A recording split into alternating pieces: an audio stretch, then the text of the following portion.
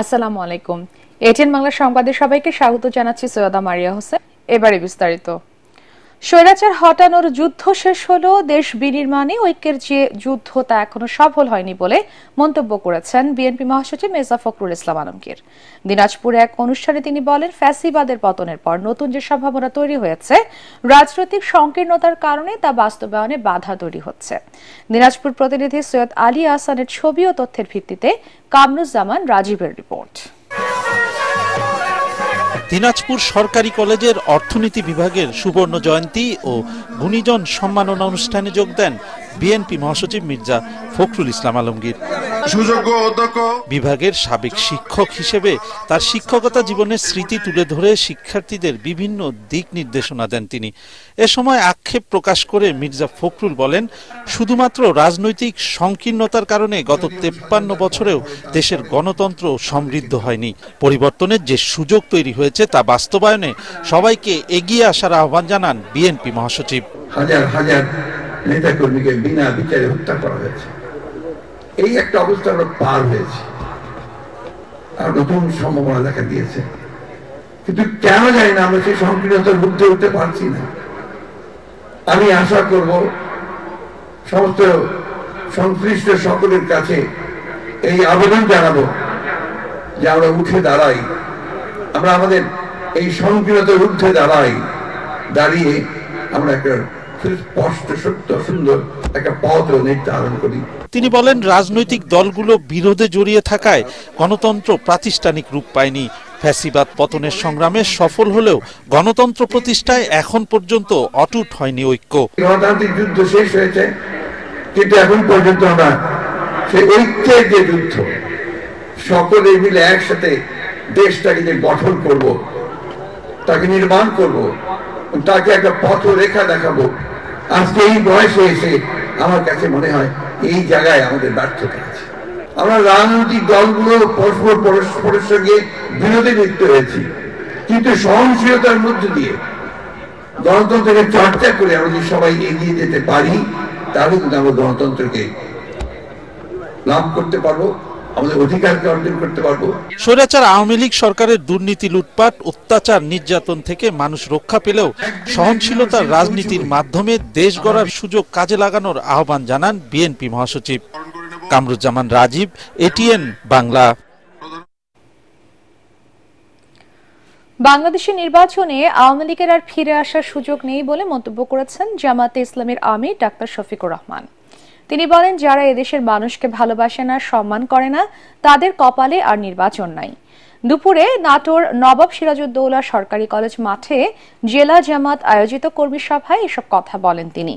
জামাতের আমির আরো বলেন, পতিত আওয়ামী লীগ 3টি নির্বাচন করেছে জুলুম করে। যারা নির্বাচনেই বিশ্বাস করে না, তাদের আবার কিসের নির্বাচন? এ সময় অন্তর্বর্তী সরকারের উদ্দেশ্যে তিনি বলেন, অতি জরুরি সংস্কার শেষ করে নির্বাচন দিয়ে নিজ জায়গায় ফিরে যান। এরা তিনটি নির্বাচন অবৈধভাবে ক্ষমতায় থাকার সময় কি তাণ্ডব চালিয়েছে, আমরা কি ভুলে গিয়েছি? যারা নির্বাচনেই বিশ্বাস করে না, তাদের আবার কিসের নির্বাচন? আগামীতে আমরা চাই জরুরি, অতি জরুরি সংস্কারগুলো সাধন করে বর্তমান সরকার একটা সুষ্ঠু নির্বাচন দিয়ে তারা যার যার জায়গায় চলে যায়। এই নির্বাচনে জনগণ যাকে ভালোবাসে, যার উপরে আস্থা রাখতে পারবে, যাদেরকে দেশের দায়িত্বটা দিলে তারা দেশের মানুষকে সম্মান করবেন, ভালোবাসবেন। নতুন করে পণ্যের উপর ভ্যাট বসানো হলে জনজীবনে নেতিবাচক প্রভাব পড়বে বলে মনে করছে Bangladesh communist party CPB. IMF এর শর্ত পূরণ করতে গিয়ে অন্তর্বর্তী সরকার জন আকাঙ্ক্ষার বিরুদ্ধে অবস্থান নিচ্ছে বলে অভিযোগ দলটির নেতাদের। রাজধানীর সোহরাওয়ার্দী উদ্যানে ঢাকা বিভাগীয় সমাবেশে সিপিবির সাধারণ সম্পাদক রুহিন হোসেন প্রিন্স বলেন, 15 জানুয়ারির ঘোষণাপত্রে নির্বাচনের সুনির্দিষ্ট রোডম্যাপ দিতে হবে সরকারকে। সংস্কারের অজুহাতে অনির্বাচিত সরকার দীর্ঘদিন ক্ষমতায় থাকলে গণতন্ত্র হয় না বলেও মন্তব্য করেন তিনি। ভোটের দাবিতে ভোট জনগণ দিতে পারে না, বিক্ষুব্ধ ছিল। ভয়ের রাজত্ব কায়েম হয়েছিল, বিক্ষুব্ধ ছিল। জিনিসপত্রের দাম বেড়ে যাচ্ছে, বিক্ষুব্ধ হয়েছিল। এই জন্য হাজিরাকে দেশ সেবা করা হয়েছে। আর আপনি যদি সংস্কারের ট্যাবলেটের কথা বলে জিনিসপত্রের দাম কমাইতে পারেন না। ওয়ার্ল্ড ম্যাপ IMF এর কথা শোনেন, তেলের দাম, গ্যাসের দাম, বিদ্যুতের দাম কমাইতে পারেন না, নতুন করে ব্যাট বসাইতে চান, তাহলে আপনি তো একই ব্যবস্থা দিয়ে চলছেন। দেশের পরিস্থিতি খুব একটা বদলায়নি, বিভিন্ন স্থানে সন্ত্রাস ও চাঁদাবাজি চলছে বলে মন্তব্য করেছেন নৌ পরিবহন উপদেষ্টা এম শাখাওয়াত হোসেন। সবাইকে ঐক্যবদ্ধভাবে এই অনিয়ম প্রতিহত করার আহ্বান জানান তিনি। দুপুরে খুলনার সরকারি সুন্দরবন আদর্শ কলেজের সুবর্ণ জয়ন্তী ও ৫৬ বছর পূর্তি অনুষ্ঠানে উপদেষ্টা এসব কথা বলেন।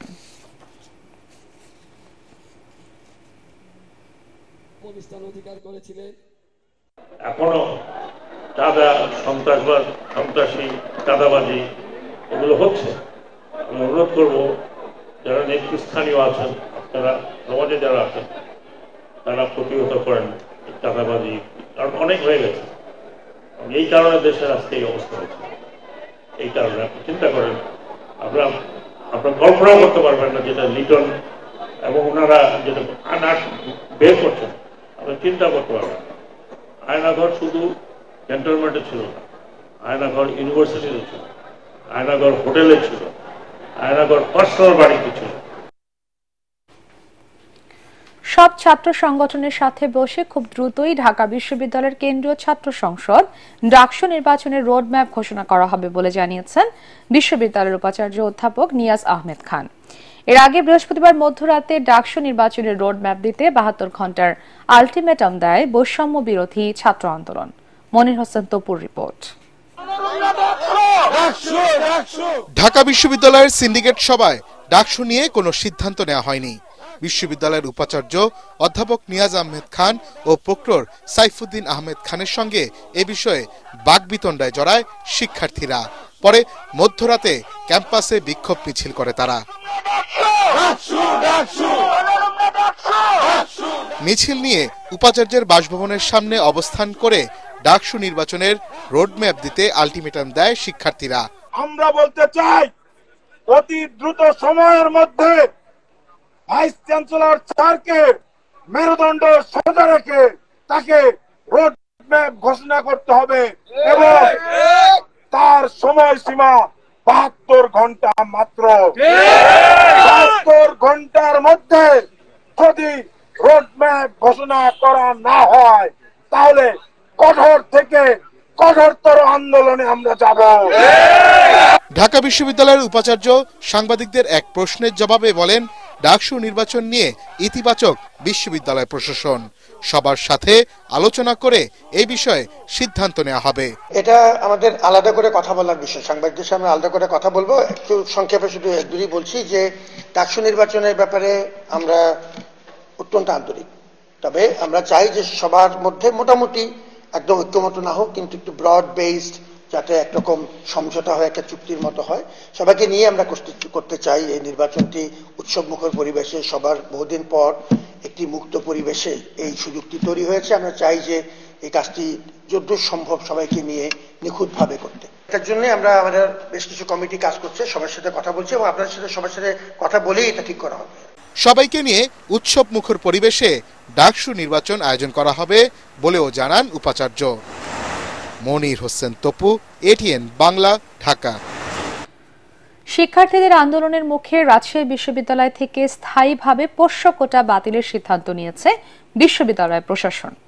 উপাচার্য অধ্যাপক সালেহ হাসান নকিব আন্দোলনরত শিক্ষার্থীদের সঙ্গে আলোচনায় বসে এই সিদ্ধান্ত নেন। এর আগে সব ধরনের পোষ্য কোটা বাতিল সহ ৩ দফা দাবিতে সকাল 10টা থেকে প্রশাসনিক ভবনে তালা ঝুলিয়ে আন্দোলন শুরু করেন শিক্ষার্থীরা। এতে প্রশাসন ভবনে অবরুদ্ধ হয়ে পড়েন বিশ্ববিদ্যালয়ের 2 উপাচার্য ও কর্মকর্তা কর্মচারীরা সহ 2 শতাধিক মানুষ। এতে ভোগান্তিতে পড়েন শিক্ষক শিক্ষার্থী সহ অনেকে। উদ্ভূত পরিস্থিতিতে রাতে আন্দোলনরত শিক্ষার্থীদের সঙ্গে আলোচনায় বসে বিশ্ববিদ্যালয় প্রশাসন। সেখানে পোষ্য কোটা বাতিলের সিদ্ধান্তের কথা জানান উপাচার্য অধ্যাপক সালেহ হাসান নকিব।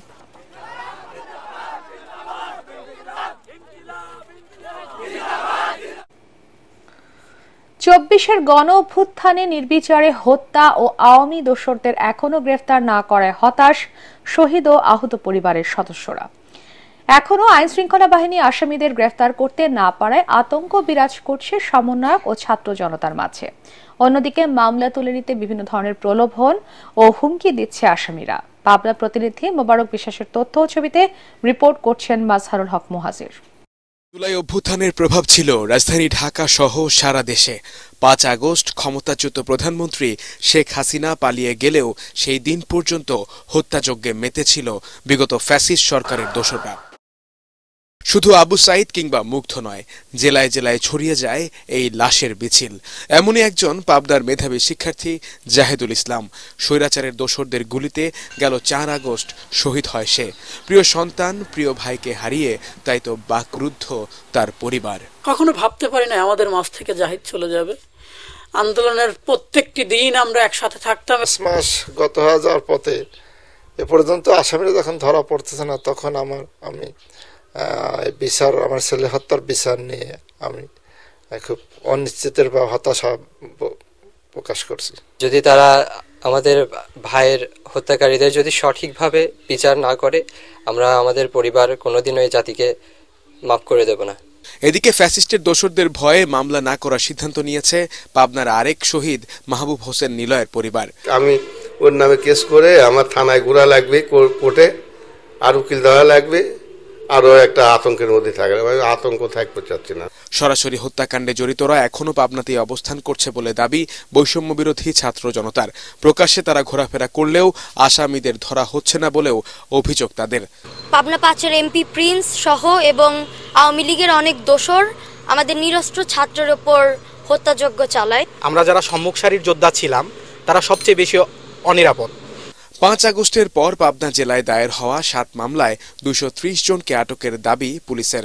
অভিযোগ পেলে ভুক্তভোগী পরিবারদের সার্বিক নিরাপত্তা নিশ্চিতের কথা জানান জেলা প্রশাসক। এই ঘটনার সাথে জড়িত প্রত্যেককে আইনের আওতায় নিয়ে আসা এবং সেই উপলক্ষে আমরা বিশেষ অভিযান পরিচালনা করছি। তবে আমরা সবসময় যেহেতু খোঁজ রাখছি তাদের, এই ধরনের কোনো বিষয় আসলে আমরা সর্বোচ্চ গুরুত্ব দিব। গণ অভ্যুত্থানে সাধারণ মানুষের উপর যারা নির্বিচারে গুলি চালিয়েছে তাদের দ্রুত বিচারের আওতায় আনার দাবি পাবনা সহ সারা দেশের ছাত্র জনতার। মাজহারুল হক মুহাজির, এটিএন বাংলা। এদিকে খুলনার শিববাড়ি মোড়ে বৈষম্য বিরোধী ছাত্র আন্দোলনের নেতাকর্মীদের অতর্কিত হামলা চালিয়েছে সন্ত্রাসীরা। এই ঘটনায় ৮ জন আহত হয়। হামলার প্রতিবাদে বিক্ষোভ মিছিল করেছেন বৈষম্য বিরোধী ছাত্র আন্দোলনের নেতাকর্মীরা। আহত শিক্ষার্থীরা জানান, নগরীর শেখপাড়ার সমাজসেবা অফিস থেকে শিববাড়ি মোড়ে পৌঁছলে অজ্ঞাতনামা ২০-২৫ জন সন্ত্রাসী তাদের উপর অতর্কিত হামলা চালায়। এতে ৮ জন আহত হয়। তাদের খুলনা মেডিকেল কলেজ হাসপাতালে ভর্তি করা হয়েছে। আহতদের মধ্যে 2 জনের অবস্থা আশঙ্কাজনক। তীব্র শীতে কাঁপছে সারা দেশ। উত্তরাঞ্চলের ৬ জেলায় বইছে শৈত্যপ্রবাহ। দিনের বেলায় বেশিরভাগ এলাকায় দেখা মিলছে না সূর্যের। এতে নিদারুণ কষ্টে আছে দিনমজুর খেটে খাওয়া মানুষ। আবহাওয়া অফিস জানিয়েছে এই সপ্তাহে আর শীত কমার কোনো সম্ভাবনা নেই। মাজহারুল হক মুহাজিরের আরেকটি রিপোর্ট। জিয়া উদ্যানে চা বিক্রি করে সংসার চলে খালেদা বেগমের। প্রতিদিন ১,০০০-১,২০০ টাকা বেচাকেনা হলেও শীতে হয় এর অর্ধেক, মাঝে মাঝে তার চেয়েও কম। তীব্র শীতে দিন আনে দিন খায় যারা, তারাই আছেন কষ্টে। বাতাস লাগলে একটু গায়ে একটু বেশি লাগে, তাও এই ঠান্ডার মধ্যে বয়ে থাকে। পরে মাগরিবের আজান দিলে পরে আমি চলে গেছিলাম। আশা এখন কষ্ট আছে আমার, খালি 2টা কম্বল আছে, কম্বল গায়ে দিয়ে থাকি। সকাল থেকে সূর্যের দেখা মেলেনি। যারা বাধ্য হয়ে বের হয়েছেন গরম কাপড়ে শরীর ঢেকে। যানবাহনগুলোকেও হেডলাইট জ্বালিয়ে চলাচল করতে দেখা গেছে। শীতের মেইন হচ্ছে পিঠার মধ্যে পরে আগুন তাপাবো, এটাই তো সবার ইচ্ছা। গ্রামে আপনি যেভাবে হাড় কাঁপানো শীতটা এনজয় করতে পারবেন, সেটা এখানে থেকে এনজয় করা সম্ভব না। যে বছর শীত কম পড়ে সে বছর গরম বেশি পড়ে, তাহলে তো আমাদের শীতই দরকার, গরমের তুলনায় শীত বেশি দরকার। সারা দেশেই জেকে বসেছে শীত।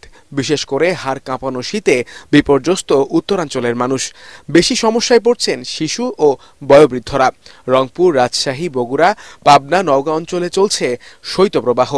ঠান্ডা খুব বেশি পড়ে গেছে, গাড়ি ঘোড়া ঠিক মতো চালাতে পারতেছে না, শহরের লোকজন দেখা যাচ্ছে না। কুয়াশায় বাইরে যায় না, অতিরিক্ত ঠান্ডা, রাস্তাঘাটের লোকজন নাই, কাজ করতে কষ্ট হয়, হাত পা ঠান্ডা গরম হয়ে যায়। এত ঠান্ডা যে আমরা এই যে 2টা করে জ্যাকেট পরছি তারপর ঠান্ডা যায় না। এদিকে দিন ও রাতের তাপমাত্রা প্রায় এক হয়ে যাওয়ায় শীত বেশি অনুভূত হচ্ছে। সূর্যের আলো পেলে তাপমাত্রা কিছুটা বাড়বে বলে জানায় আবহাওয়া অফিস। সূর্যের আলোটা না পাওয়ার জন্য কিছু দিনের এবং রাতের তাপমাত্রার পার্থক্যটা কিন্তু অনেক কমে গেছে। কুয়াশার ভাবটা আগামী 7 তারিখ মানে 6-7 তারিখ পর্যন্ত থাকবে। এরপরে হয়তো তাপমাত্রা কুয়াশার ভাবটা কেটে গেলে আপনার তাপমাত্রাটা কিছুটা বাড়বে। তাপমাত্রা বাড়বে কিন্তু শীতের যে এখন যে দিনের বেলা যে আমরা তীব্র শীত অনুভব করছি, সেক্ষেত্রে কুয়াশাটা কেটে গেলে আমরা সূর্যের আলো পাবো। সেক্ষেত্রে দিনের বেলা যে তীব্র শীত, এই শীতের অনুভূতিটা অনেকটা কমে আসবে। এই মৌসুমের সর্বনিম্ন তাপমাত্রা ছিল তেঁতুলিয়ায় 8.3 ডিগ্রি সেলসিয়াস এবং ঢাকায় 13.6 ডিগ্রি সেলসিয়াস। মাজহারুল হক মুহাজির, ATN বাংলা, ঢাকা। ঢাকা, রংপুর ও সিলেট সহ দেশের বিভিন্ন স্থানে হালকা ভূমিকম্প অনুভূত হয়েছে। ভূমিকম্পের উৎপত্তি স্থল ছিল মিয়ানমার। আবহাওয়া অধিদপ্তর জানিয়েছে সকাল 10:32 রাজধানী সহ দেশের বিভিন্ন স্থানে ভূমিকম্প অনুভূত হয়। রিক্টার স্কেলের মাত্রা ছিল 5। ঢাকা থেকে 482 কিলোমিটার দূরে মিয়ানমারের একটি স্থানে এই ভূমিকম্পের উৎপত্তি স্থল। এর প্রভাবে রাজধানী সহ রংপুর, উত্তর পূর্বাঞ্চলের সিলেট ও আশপাশের কিছু এলাকায় কম্পন অনুভূত হয়েছে। সাপ্তাহিক প্রথম ছুটির দিনে ক্রেতা দর্শনার্থীদের পদচারণায় মুখরিত ঢাকা আন্তর্জাতিক বাণিজ্য মেলা। শীতের তীব্রতা উপেক্ষা করে পরিবার পরিজন নিয়ে দূর দূরান্ত থেকে মেলায় এসেছেন অনেকে। তবে পণ্য কেনার চেয়ে এখন স্টল ও মেলা প্রাঙ্গণ ঘুরে দেখতে ব্যস্ত দর্শনার্থীরা। মেলার মাঝামাঝি সময়ে বেচা কেনা বাড়ার আশা বিক্রেতাদের। দেশি বিদেশি বিভিন্ন প্রতিষ্ঠানের পণ্যে রয়েছে আকর্ষণীয় ছাড়। এহসানুর গনি স্বজনকে সাথে নিয়ে বাণিজ্য মেলা ঘুরে আরো জানাচ্ছেন মুশফিকুর রহমান। সূর্যের দেখা নেই, কুয়াশাও পুরোপুরি কাটেনি। শীতের হিমেল হাওয়া উপেক্ষা করেই ঢাকা আন্তর্জাতিক বাণিজ্য মেলায় আসেন ক্রেতা দর্শনার্থীরা। বাণিজ্য মেলার প্রথম শুক্রবার সকালে শীতের তীব্রতা দর্শনার্থীদের সমাগমে প্রভাব ফেলে। তবে বেলা বাড়ার সাথে সাথে বাড়তে থাকে দর্শনার্থীর সংখ্যা। দেশের বিভিন্ন প্রান্ত থেকে আসেন অনেকে। প্রথমবারের মতো মেলায় এসে কেউ কেউ বেশ উচ্ছ্বসিত, আবার পছন্দের পণ্য না পেয়ে হতাশার সুরও কারো কারো কণ্ঠে। আমি বাণিজ্য মেলায় অনেক কিছু দেখেছি, কিন্তু আমি বাণিজ্য মেলায় লাল শার্ট পাচ্ছি না। আজকে শুক্রবারের দিন ভাবলাম একটু আপডে, তো ভাবলাম একটু আসি। মেয়েদের আর কি কেনাকাটা, মেয়েদের এই কসমেটিক। আমি আসছি মূলত চাঁপাইনবাবগঞ্জ থেকে। মেলায় আসলাম, পরিবেশ অনেক সুন্দর লাগছে। শীতের পোশাক, জুয়েলারি ও গৃহস্থলী পণ্যের দোকানে ভিড় তুলনামূলক বেশি। আগের থেকে এখন ভালোই লাগতেছে, স্পেসটা অনেক বড়। আমি একটা জুতা কিনছি পাকিস্তানি শপ থেকে, সুন্দর। বাচ্চারা যেটা দেখতেছে সেটাই কিনতে চাইতেছে আর এনজয় করতেছে খুব। দেশ বিদেশের ক্রেতাদের নজর কাড়তে লোভনীয় ছাড়ে পণ্যের পসরা সাজিয়ে বসেছেন দোকানিরা। পণ্য কেনার চেয়ে এখন এক স্টল থেকে অন্য স্টলে ঘুরে ফিরেই কাটাচ্ছেন দর্শনার্থীরা। তবে সপ্তাহখানেক পর বেচাকেনা বাড়ার আশা বিক্রেতাদের।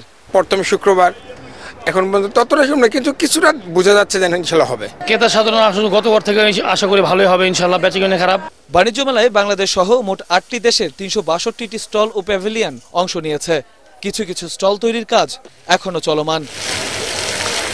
কনকনে শীত উপেক্ষা করে পরিবার পরিজন এবং বন্ধু বান্ধবদের নিয়ে মেলায় আসছেন ক্রেতা দর্শনার্থীরা।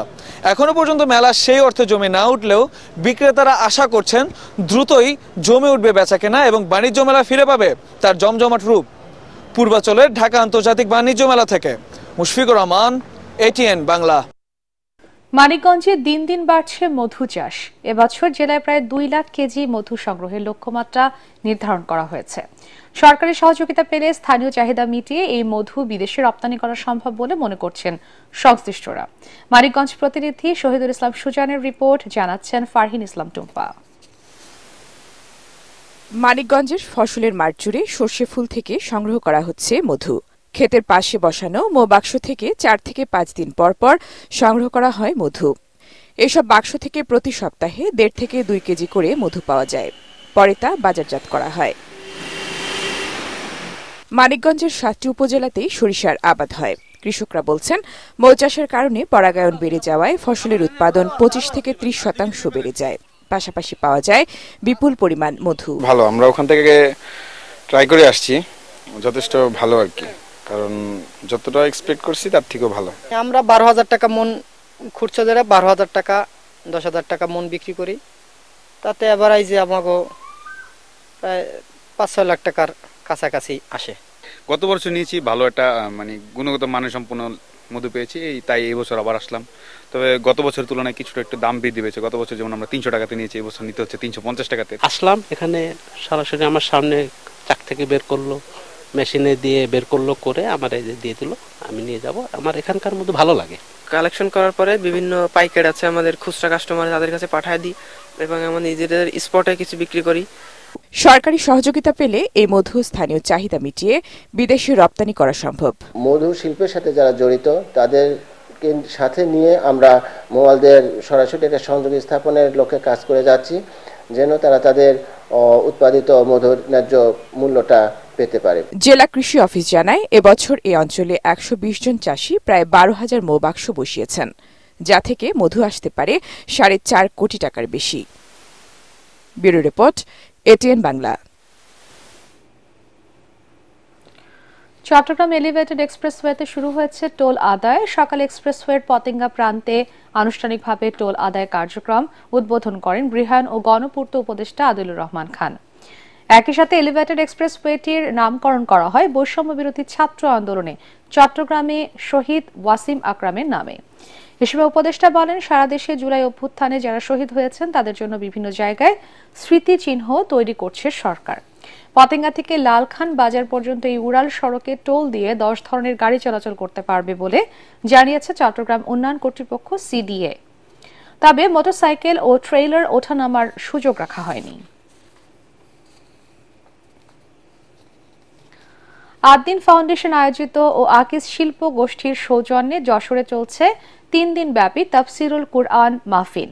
দ্বিতীয় দিনে বক্তব্য রাখেন ইসলামী বক্তা মাওলানা রফিকুল ইসলাম মাদানী, মুফতি আমির হামজা ও আদ্দিন ফাউন্ডেশনের নির্বাহী পরিচালক ডাক্তার শেখ মহিউদ্দিন।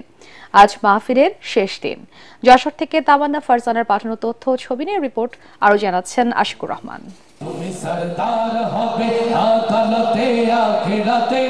যশোরে 3 দিনব্যাপী তাফসিরুল কোরআন মাহফিলের দ্বিতীয় দিনে অংশ নিয়ে ইসলামী বক্তা মাওলানা রফিকুল ইসলাম মাদানী বলেন, বাংলাদেশ নিয়ে জাতীয় ও আন্তর্জাতিক চক্রান্ত চলছে। দেশের শান্তি প্রতিষ্ঠায় কোরআন সুন্নাহ অনুযায়ী রাষ্ট্র পরিচালনার আহ্বান জানান তিনি।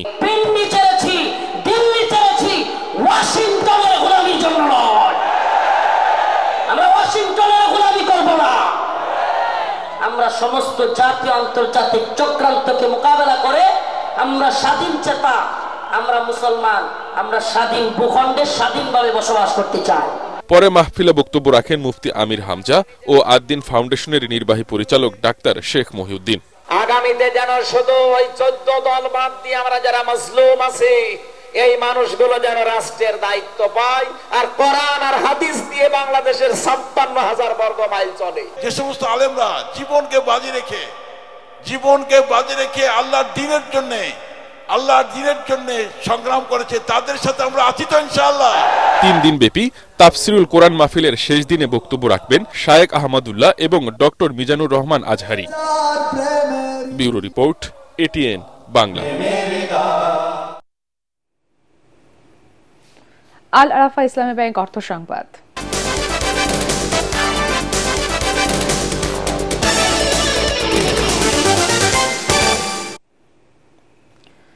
বাংলাদেশে প্রথমবারের মতো সাবিত ইন্টারন্যাশনালের উদ্যোগে অনুষ্ঠিত হল নিউ ইয়ার নিউ মিশন আন্তর্জাতিক কনফারেন্স। বঙ্গবন্ধু আন্তর্জাতিক সম্মেলন কেন্দ্রে অনুষ্ঠিত সম্মেলনে উপস্থিত ছিলেন মক্কা ক্লক টাওয়ারের প্রধান নির্বাহী ডক্টর সালেহ আল হাবিব। অনুষ্ঠানে বিশেষ অতিথি হিসেবে অংশ নেন আকিজ গ্রুপের চেয়ারম্যান নাসির উদ্দিন আহমেদ। সম্মেলনে 10,000-এরও বেশি উদ্যোক্তা উপস্থিত ছিলেন। এর মধ্যে ছিলেন দেশের 2,000-এরও বেশি শীর্ষস্থানীয় ব্যবসায়ী ও পেশাজীবী। বাংলাদেশ থেকে যারা সৌদি আরবে ব্যবসা সম্প্রসারণের পরিকল্পনা করছেন তাদের জন্য এই সম্মেলনটি একটি অনন্য সুযোগ বলে মনে করছেন আয়োজকরা।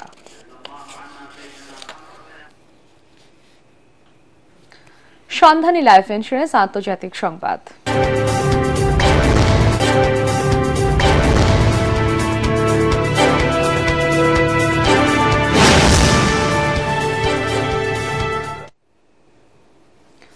জো বাইডেন আমেরিকার ইতিহাসের সবচেয়ে বাজে প্রেসিডেন্ট বলে মন্তব্য করেছেন দেশটির নবনির্বাচিত প্রেসিডেন্ট ডোনাল্ড ট্রাম্প।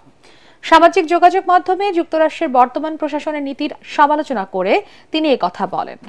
সামাজিক যোগাযোগ মাধ্যমে ট্রাম্প লিখেছেন, জো বাইডেন পুরোপুরি বিপর্যস্ত এক প্রেসিডেন্ট। বাইডেনের কর্মকাণ্ড ও নির্বাচনে হস্তক্ষেপের বিষয়টি ভুলে যাওয়া হবে না বলেও সতর্ক করেন তিনি। বাইডেনের সীমান্ত নীতির সমালোচনা করে ট্রাম্প বলেন, এতে নিরাপত্তা হুমকি বেড়েছে। বাইডেনের কারণে যুক্তরাষ্ট্র সারা বিশ্বে হাসির পাত্রে পরিণত হয়েছে বলেও মন্তব্য করেন নবনির্বাচিত এই প্রেসিডেন্ট। চট্টগ্রাম প্রেস ক্লাবের উদ্যোগে জাতীয় প্রেস ক্লাবের নেতাদের সংবর্ধনা দেওয়া হয়েছে। চট্টগ্রাম প্রেস ক্লাবের ভিআইপি লাউঞ্জে অনুষ্ঠিত সংবর্ধনায় জাতীয় প্রেস ক্লাবের সভাপতি ও দৈনিক কালের কণ্ঠের সম্পাদক কবি হাসান হাফেজ, সাধারণ সম্পাদক ও বাসুসের বার্তা সম্পাদক আয়ুব ভূঁইয়া, চট্টগ্রাম প্রেস ক্লাবের সদস্য সচিব জাহিদুল করিম ও সাংবাদিক নেতা মোহাম্মদ শাহনওয়াজ বক্তব্য রাখেন।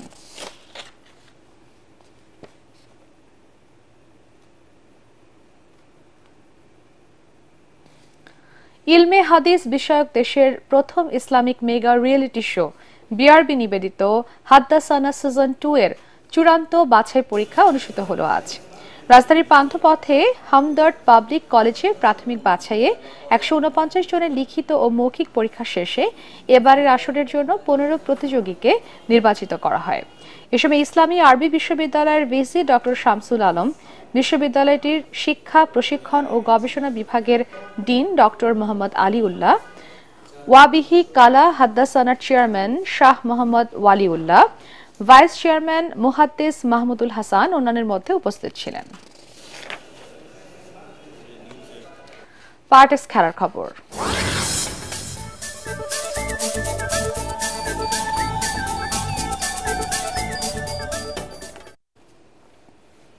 দুর্বার রাজশাহীকে 105 রানে হারিয়ে বিপিএল ক্রিকেটে প্রথম জয় পেয়েছে চিটাগং কিংস। মিরপুরে টস হেরে ব্যাটিংয়ে নেমে দলের 1 রানে ইমনের উইকেট হারায় চিটাগং। এরপর 120 রানে জুটি করেন গ্রাহাম ক্লার্ক এবং উসমান খান। 40 রান করে আউট হন ক্লার্ক। আরেক ওপেনার উসমান তুলে নেন সেঞ্চুরি। তার 62 বলে 123 রানে বিধ্বংসী ইনিংসে 5 উইকেট 119 রান তোলে চিটাগং। তাসকিন নেন 2 উইকেট, জবাবে 17 ওভার 1 বলে 114 রানে গুটিয়ে যায় রাজশাহীর ইনিংস। মোহাম্মদ হারিসের ব্যাটে আসে 32 রান। চিটাগংয়ের হয়ে 3টি করে উইকেট নেন আরাফাত সানি এবং আল ইসলাম।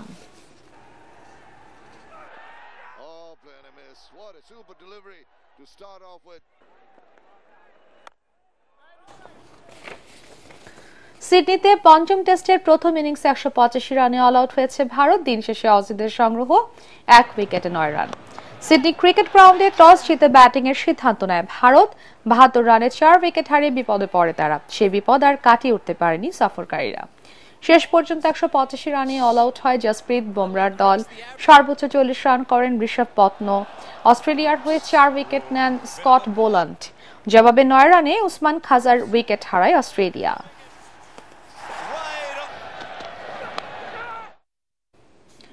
বিজয় দিবস টেনিস প্রতিযোগিতার ফাইনাল খেলা ও পুরস্কার বিতরণ করা হলো আজ। এতে প্রধান অতিথি ছিলেন যুব ক্রীড়া মন্ত্রণালয়ের সচিব রেজাউল মাকসুদ জাহেদি।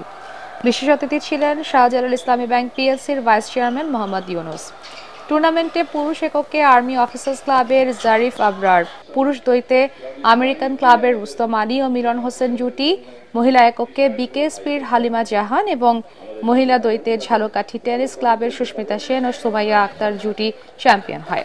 এছাড়া বালক এককে অনূর্ধ্ব 14 বছর ও অনূর্ধ্ব 18 বছর বিভাগে বিকেএসপির কাব্য গায়েন, অনূর্ধ্ব 18 বালিকা এককে বিকেএসপির হালিমা হাসান, অনূর্ধ্ব 14 বছর বিভাগের মাদারীপুর টেনিস ক্লাবের জান্নাত হাওলাদার চ্যাম্পিয়ন হন। এবারের টুর্নামেন্টে 30টি ক্লাবের 110 জন খেলোয়াড় অংশ নেন।